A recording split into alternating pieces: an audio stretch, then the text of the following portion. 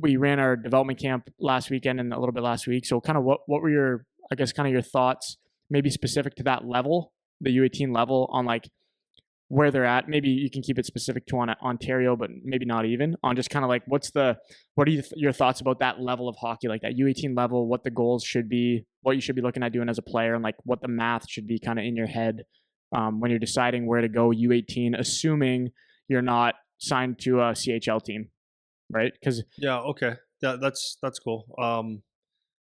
Different for everyone, obviously. Everyone's got a different path, different thing. But having said that, I was talking to a couple of parents about it in the what do you call it? the meeting, The seminar thing? gathering, Yeah, the gathering we did. Yeah. right? And people, parents have questions like, well, first of all, I'll use a term that Charlie's general manager uses all the time: is everybody's in a hurry, and that's true. Everyone's in a hurry, right? You want to get to, everybody wants to go from midget to OHL to the NHL as fast as you possibly can, and that's only for a few people. And a lot of people, and maybe us, like in our family too, was in a sense maybe in a hurry, right? Um, my son was fortunate enough to play as a 15, 16-year-old in the OHL. And looking back, and I'm not saying there was anything wrong with that or could have been better somewhere else, but looking back, if you were to, if we could relive it and go and play junior B for a year or tier 2 for a year, would it be better? I don't know. The way he plays, maybe it wouldn't matter. But the point of that is that when you're in a hurry, you maybe don't make an intelligent decision on your hockey development. So I think it's important to realize that after talking to a couple teams in the OHL about just particularly our program, they were like all for it.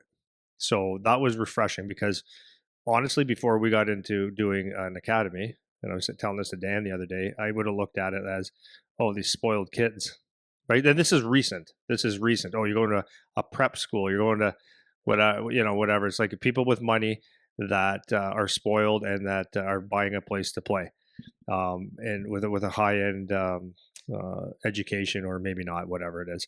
But obviously, our price with the help of BioSteel is down. It's not even close to what a high end prep school would be. But once I got into this, once we started doing this, and I saw the value of it, well, for the first part, I was doing it because I sold my business and this was going to be my job, right? And then as I got into it, I saw the value of, like, the major thing was watching how much everybody improved, especially and some not even the ones that are really dialed in, but every single one of our players had just improved so much. So as I was watching that growth and seeing them in the gym and seeing the atmosphere, the environment, and all that stuff, it's like, okay, this is good. Anyways, I digress with that. Talking to a few of the GMs, like one of the teams is actually considering sending their prospects to us. So they're coming down in a week or so, and they want to work with us a little bit. One of the teams I was talking to about a player was like, yes, could they still have affiliations and all that stuff? And they were like, with junior A and all that. And I said, yes. He goes, okay, great. He goes, I don't have a problem because I know that he's going to get ice time. He's going to play, and the most important part of his development over the next year or so will be touching the puck, being on the ice, and just strictly developing.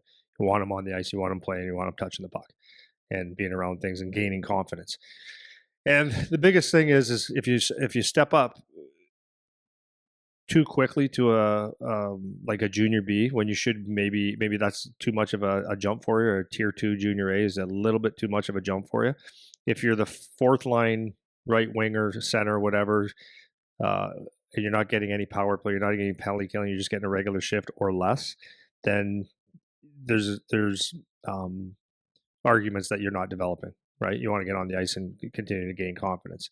So again, it goes back to, I think this is probably fair to most people, is if you're not developing, if you're not on the ice and you're not gaining confidence, and really getting, ice time, then you might be one step ahead. So it's probably better to dominate or play. I don't want to say dominate, but play as well as you can for your style at the whatever level that is. And a lot of people would So across Ontario, a lot of people would say, I don't want to play U18.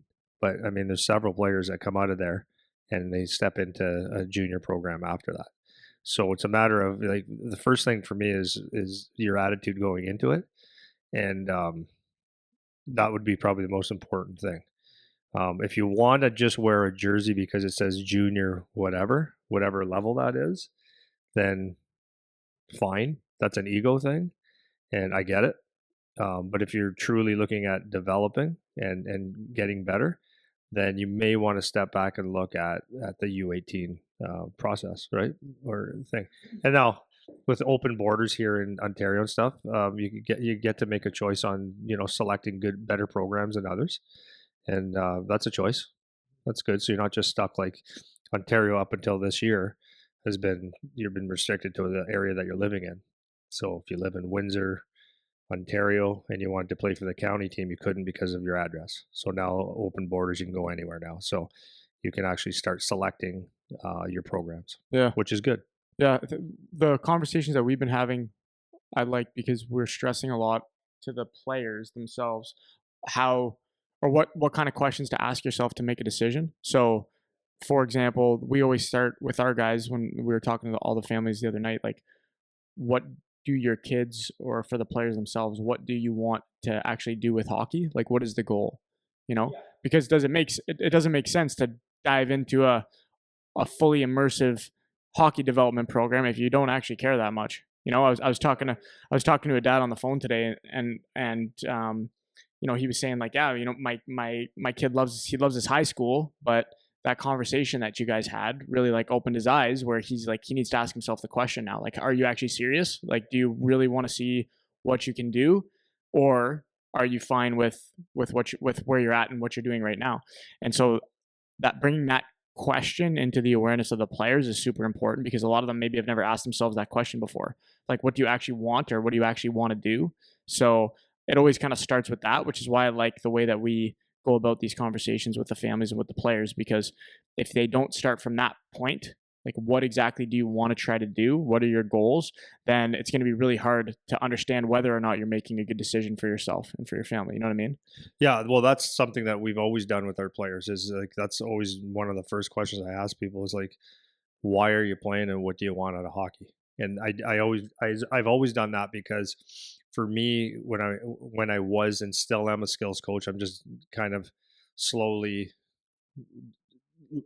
tapering. There's a great word, tapering my hours because I'm 157 years old now. But the first question is, why are you playing and what do you want out of hockey?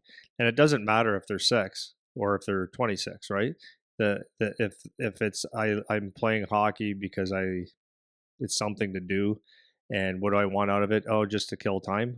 I'm not the right guy for you, right? If it's because I love hockey, it's something that I just like think about, and that's all I ever want to do.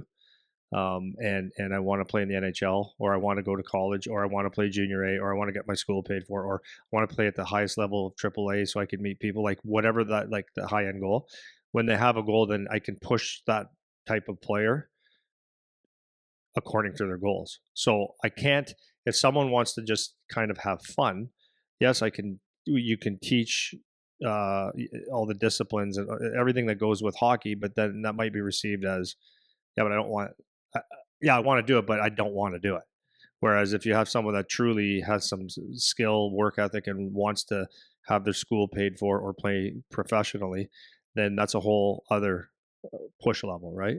I can push a lot harder. So when we were to go back on what you're saying on when we're talking to players, is that's what I like to use is when we're talking to them is you said like high school or whatever. So if someone was to come to a private school or something, now you're talking about maybe changing a lifestyle a little bit because you're not going to a normal school, right? So a lot of people say, well, I might be giving up prom, I might be giving up social life, and I might be giving up this and all that stuff. So my question is, okay, like, what do you want out of hockey? So if they, and most people say they want at least their school paid for.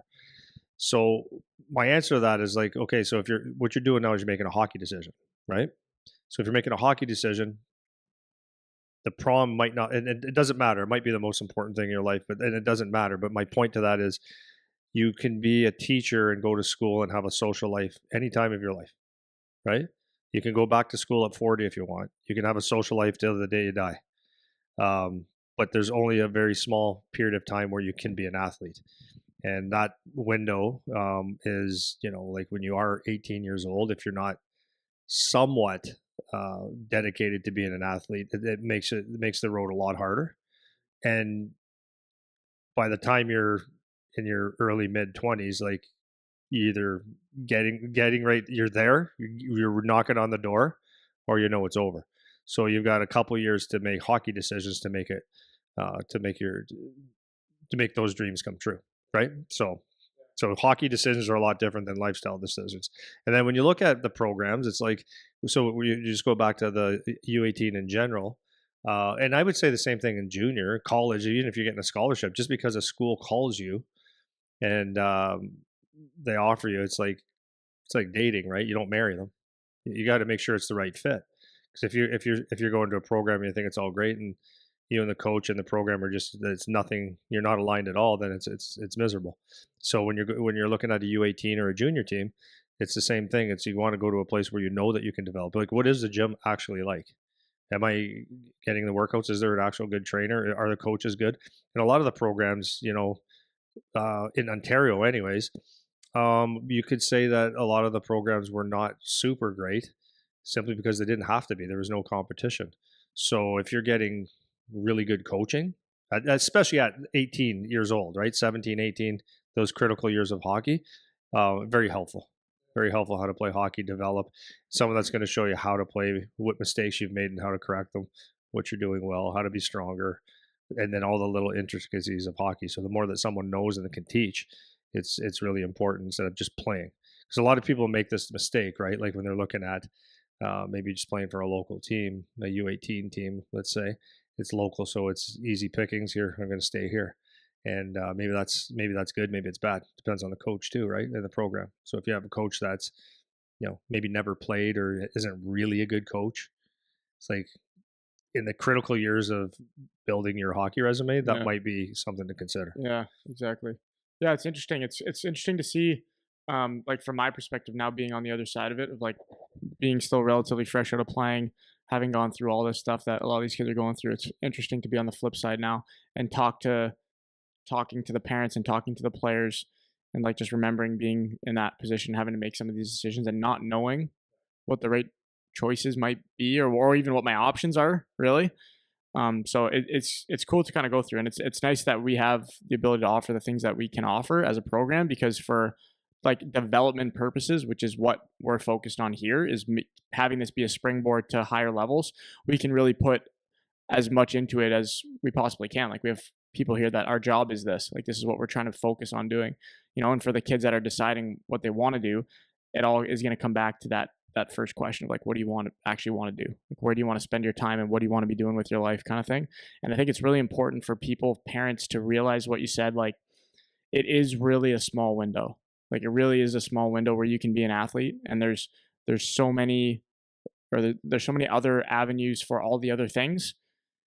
For an athlete, it's unfortunately right when you're a kid. It's 15 to 25 at the best case scenario. And really, if to your point, by the time you're 18 or 19, if you're not really dialed in on kind of what you want to be doing, then you're probably going to miss the boat. Yeah, it doesn't mean you're a So finished product. right, It just means that you you're got to be on your getting it. way. You're Yeah, getting it, and right. the work boots are on, and you're making progress, and you're learning the game, and because you certainly don't want to get a master's in aerospace engineering